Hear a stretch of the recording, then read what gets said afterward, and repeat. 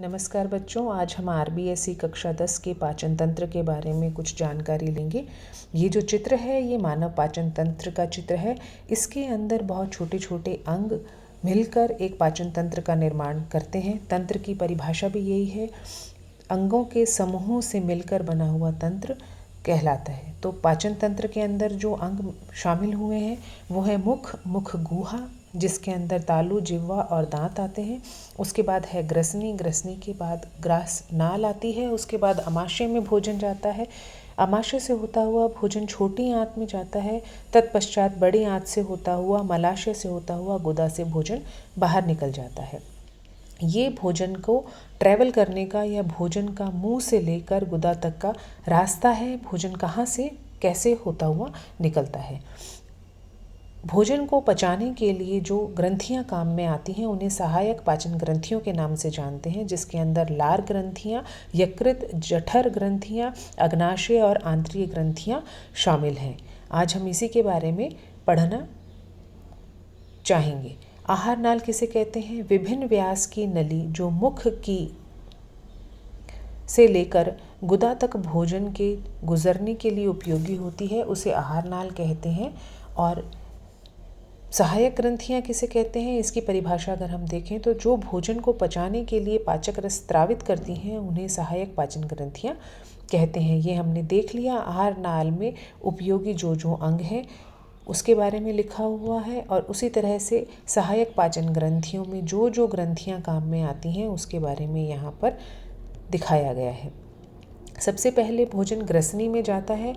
ग्रसनी में कोमल तालु से भोजन को ग्रास नाल तक ले जाया जाता है। इसमें 2 द्वार होते हैं, एक निगल द्वार होता है और एक घाटी द्वार होता है। निगल द्वार भोजन मार्ग का छिद्र जो ग्रास नाल में खुलता है उसे निगल द्वार कहते हैं, और श्वास मार्ग का छिद्र जो नीचे की ओर श्वास नाल में खुलता है उसे घाटी द्वार कहते हैं। ये आप देख सकते हैं, यहाँ दोनों जो नलियाँ हैं उसको ये यहाँ पर आपको नज़र आ रही होगी कि ये 2 नलियाँ हैं जो आगे चलकर एक हो रही हैं। ये श्वास में जा रही है और ये मुख से आ रही है, और ये दोनों को बंद करने का एक कंठग्रसनी नाम का एक वाल्व होता है। उसके बाद अगर आप देखेंगे तो ये जो आपको गुलाबी ट्यूब जैसी यहाँ पर दिखाई दे रही है, यहाँ से लेके यहाँ तक जो मुख से लेकर और यहाँ अमाशय है उन दोनों को जोड़ती है, उसको ग्रसिका या ग्रास नाल कहते हैं। यहाँ भोजन सिर्फ चलता है, यहाँ भोजन का कोई पाचन नहीं होता है। ग्रास नाल से अमाशय को जोड़ने वाली जो संरचना होती है उसे कार्डिया कहा जाता है। मतलब अमाशय का वो भाग जो ग्रास नाल से अमाशय को जोड़ता है उसको कार्डिया कहते हैं। और अमाशय जे जो अंग्रेजी का अक्षर है उसके समान एक संरचना है, और इसके 3 भाग होते हैं जिसे कार्डियक या जठरागमन कहते हैं, दूसरा भाग जिसे जठर निगर्मी कहते हैं, और तीसरा भाग फंडिस होता है। इन तीनों भागों की जो संरचना है वो इनका अलग अलग कार्य होता है। सबसे पहला अमाशय से ग्रसिका को जोड़ता है, दूसरा है वो छोटी आंत और जो छोटी आंत को बड़ी आंत से अलग करता है। अब ये जो भाग है इसके अंदर विभिन्न प्रकार के एंजाइम उपस्थित होते हैं जो कि भोजन का पाचन करते हैं। ज़्यादातर एंजाइम्स इसी अमाशय के अंदर मौजूद होते हैं। ये थैलीनुमा संरचना होती है जिसके अंदर भोजन आके इकट्ठा होता है। इसका जो नेचर है या जो इसकी जो प्रकृति है वो अम्लीय होता है। अम्ल यहाँ अंदर सिक्रीट होता है या अम्ल यहाँ पे ग्रंथियों द्वारा भेजा जाता है जिससे भोजन को सरलीकरण कर सके, उसके छोटे टुकड़े कर सके। उसके बाद भोजन छोटी आंत के अंदर आता है। छोटी आंत 3 भागों में विभाजित होती है, ग्रहणी, मध्यांत्र और क्षुद्रांत्र। इन 3 भागों में छोटी आंत विभाजित होती है जिसकी लंबाई लगभग 3 मीटर होती है, और यहाँ ज़्यादातर भोजन का पाचन होता है। छोटी आंत की दीवार में बहुत सी छोटी ग्रंथियाँ होती हैं जो कि आंतरीय रस को स्रावित करती है, जिसमें बहुत से एंजाइम्स होते हैं, और ये एंजाइम्स प्रोटीन, कार्बोहाइड्रेट, वसा, न्यूक्लिक एसिड, न्यूक्लिक अम्ल इन सब का पूर्ण रूप से पाचन करते हैं। इसमें बहुत से रसांकुर भी होते हैं जो पचे भोजन को रुधिर व लसिका में अवशोषित करते हैं। ज़्यादातर पाचन छोटी आंत में हो जाता है। छोटी आंत द्वारा हार्मोन्स भी स्रावित किए जाते हैं। उसके बाद ये जो हिस्सा आता है, ये बड़ी आंत आती है। ये जो आपको चौड़ी ट्यूब जैसी आपको संरचना जो यहाँ पेट में दिखाई दे रही है, ये बड़ी आंत है।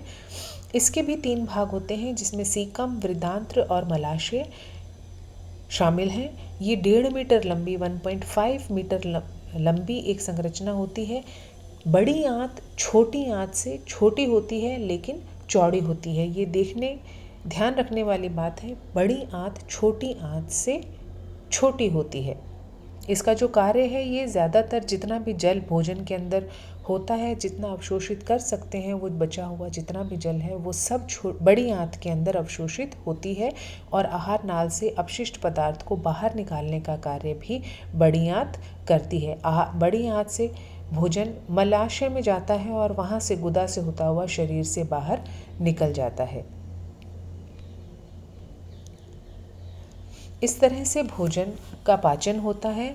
आपने देखा कि भोजन मुख से होता हुआ, आमाशय से होता हुआ, छोटी आंत के बाद बड़ी आंत से होता हुआ कैसे मलाशय और गुदा से बाहर निकल जाता है। उसके बाद ये भोजन की जर्नी हुई या भोजन का एक रास्ता हुआ कि किस तरह से भोजन हमारे शरीर के अंदर चलता है। इन सब के अंदर भोजन को पचाने के लिए जो सहायक ग्रंथियाँ होती है, उसमें एक होती है मानव लार ग्रंथि।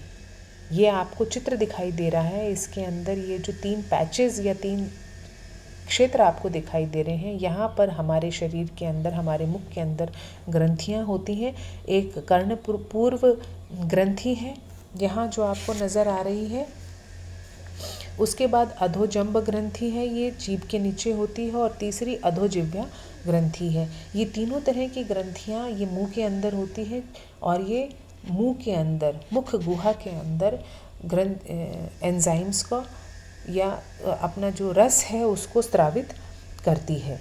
यहाँ पर कार्बोहाइड्रेट का थोड़ा बहुत पाचन मुंह में ही शुरू हो जाता है और भोजन को थोड़ा सा नमी मिलती है या भोजन थोड़ा गीला यहाँ पर होता है। इसीलिए कहते हैं भोजन को जितना ज़्यादा हो सके चबा चबा कर खाना चाहिए, जिससे लार उसके अंदर मिल जाए और कार्बोहाइड्रेट का पाचन मुंह में ही शुरू हो जाता है। उसके बाद मानव यकृत और अग्नाशय जो हैं, ये 2 ग्रंथियां हैं। ये दिखाया, ये यकृत आपको जो गहरे लाल रंग का जो चित्र दिखाई दे रहा है, ये टोपीनुमा संरचना दिखाई दे रही है, ये यकृत है। इसके नीचे पीले रंग का आपको पित्ताशय दिखाई दे रहा है, ये है। उसके बाद ये अमाशय है और ये नीचे अग्नाशय है। ये तीनों इसके अंदर, अमाशय के अंदर रस भेजते हैं, एंजाइम्स भेजते हैं। ये प्रोटीन, स्टार्च, वसा और इन सब का पाचन यहाँ पर अमाशय के अंदर होता है।